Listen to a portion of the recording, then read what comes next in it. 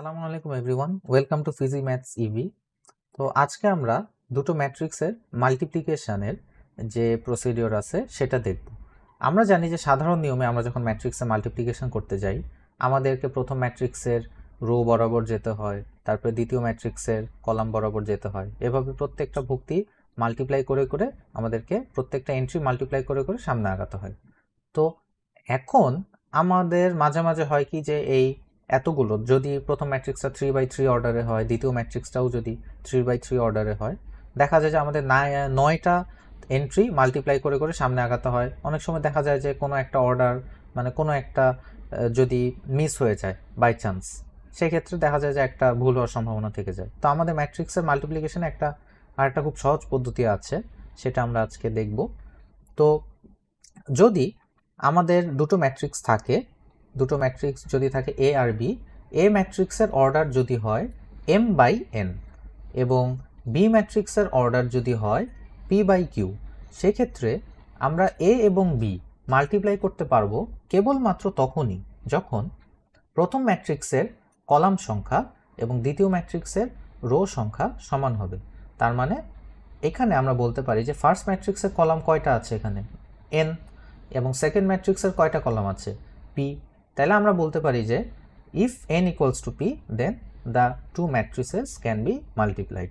এখন ঠিক আছে, এটাই আমি লিখেছি এখানে যে number of columns of first matrix equals to number of columns of second matrix.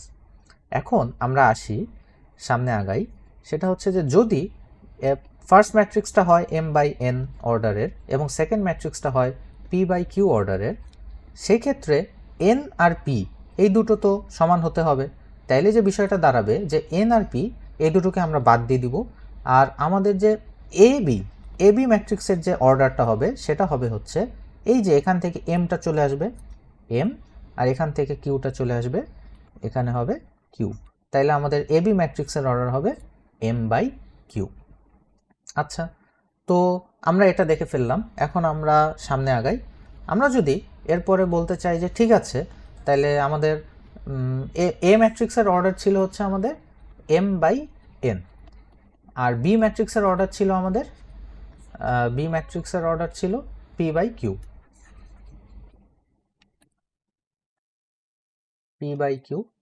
তাহলে আমরা যে জিনিসটা বলতে পারি যে এ আর বি যদি মাল্টিপ্লাই করা যায়, এখন বি আর এ কি মাল্টিপ্লাই করা যাবে?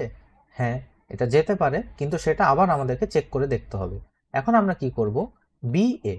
তাহলে এখন প্রথমে আমাকে লিখতে হবে বি ম্যাট্রিক্সের অর্ডারটা, এরপরে আমাকে লিখতে হবে এ ম্যাট্রিক্সের অর্ডারটা। তাহলে তোমরা বলো দেখি, এখন যদি বি এ এই দুটো ম্যাট্রিক্স মাল্টিপ্লাই করতে হয় তাহলে কি হতে হবে? অবশ্যই প্রথম ম্যাট্রিক্সের যে কলাম সংখ্যা আছে, যতগুলো কলাম আছে দ্বিতীয় ম্যাট্রিক্সে ততগুলোই সারি থাকতে হবে, বা দ্বিতীয় ম্যাট্রিক্সে ততগুলোই রো থাকতে হবে। তার মানে Q must be equal to M. তাহলে বি এ এই ম্যাট্রিক্সটার অর্ডার কত হবে? এই ম্যাট্রিক্সটার অর্ডার হবে এখান থেকে চলে আসবে পি এবং এখান থেকে চলে আসবে এন, তাইলে এটা হবে p/n। তো আশা করি তোমরা এই জিনিসটা খুব সুন্দর করে বুঝতে পেরেছো। এখন আমরা যদি সামনে আগাই, আমরা যদি এ একটি ম্যাট্রিক্স নেই, এ একটি ম্যাট্রিক্স আমি নিলাম 1 2 3 4 5 6, তাহলে এই ম্যাট্রিক্সটার অর্ডার কত? এই ম্যাট্রিক্সটার অর্ডার হচ্ছে 2/3, দুইটা রো তিনটা কলাম। এখন আমি যদি আরেকটা ম্যাট্রিক্স নেই বি ম্যাট্রিক্স, অবশ্যই আমার বি ম্যাট্রিক্সের রো হতে হবে তিনটা, কারণ ফার্স্ট ম্যাট্রিক্সে কলাম আছে তিনটা, তাহলে সেকেন্ড ম্যাট্রিক্সে আমার রো হতে হবে তিনটা। তাহলে আমি এরকম একটা ম্যাট্রিক্স নিয়ে নিই 1 2 3 4 5 6। তো দেখো আমরা এখানে 3/2 অর্ডারের একটা ম্যাট্রিক্স নিয়ে নিয়েছি। এখন ইম্পর্টেন্ট যে পার্টটা সেটা হচ্ছে আমি যদি এ বি করতে চাই তাহলে আমি কি করব? আমি প্রথমেই বড় করে একটা থার্ড ব্র্যাকেট দিয়ে নিব। ঠিক আছে, এখন প্রসেসটা যেটা সেটা হচ্ছে যে আমি প্রথম ম্যাট্রিক্সটা যেইভাবে আছে আমি প্রথম ম্যাট্রিক্সটা সেইভাবেই এখানে তুলব। এখন প্রশ্ন হচ্ছে আমি কতবার তুলব? দেখো দ্বিতীয় ম্যাট্রিক্সে যতগুলো কলাম আছে আমি ততবার তুলব। তাহলে দ্বিতীয় ম্যাট্রিক্সে কতগুলো কলাম আছে? এই যে 1, এই যে দুইটা কলাম, তাহলে আমি প্রথম ম্যাট্রিক্সটা হুবহু আমি 2 বার তুলব। তো আসো আমরা তুলে ফেলি। তাহলে 1 2, আচ্ছা একটু গ্যাপ দিয়ে লিখি, 1 2 3 4 5 6, আবার একটু গ্যাপ দিয়ে 1 2 3 4 5 and 6। আচ্ছা, ভালো কথা। এখন তোমাদেরকে আমি আগেই বলেছি যে দেখো, প্রথম অংশটুকু আমি লিখেছি কোনটার জন্য? প্রথম কলামের জন্য। তাহলে অবশ্যই এই প্রথম কলামের হিসাব হবে প্রথম পার্টটুকুর জন্য। তাহলে আসো হিসাবটা কেমন হবে আমরা দেখি। আমি কি লিখেছি দেখো, 1 2 3। এখানে দেখো প্রথম কলামে কি কি আছে? 1 3 আর 5। তাহলে আমি প্রথমে 1, তাহলে প্রথমে আমি 1 এর সাথে 1 মাল্টিপ্লাই করে দিব। তারপরে পরে আসছে হচ্ছে 3, তাহলে আমি এখন এখানে এই 2 এর সাথে 3টা মাল্টিপ্লাই করে দিব। তারপরে 3 এর সাথে আসছে 5, এখন আমি 5টা মাল্টিপ্লাই করে দিব। ঠিক আছে, এরপরে দেখো আমি চোখ বন্ধ করে 1 এর নিচে 1, 3 এর নিচে 3 আর 5 এর নিচে 5 বসাই দেব। ওকে, গুড। এখন আমরা যদি পরের কলামে আসি, দেখো পরের কলাম ঠিক সেম প্রসেস। আমি কি করব? দেখো প্রথমে আছে হচ্ছে 2, তাহলে আমি প্রথমে 2 মাল্টিপ্লাই করব। তারপরে আছে কি 4, তাহলে আমি এরপরে কি করব? 4 মাল্টিপ্লাই করব। ফাইনালি আমি 6 মাল্টিপ্লাই করে দেব। তাইলে আমি দেখো 2 এর নিচে 2, 4 এর নিচে 4, 6 এর নিচে 6 মাল্টিপ্লাই করে দেব। আর তোমরা যদি খেয়াল করে দেখো, আমি কিন্তু 2 বার লিখেছি।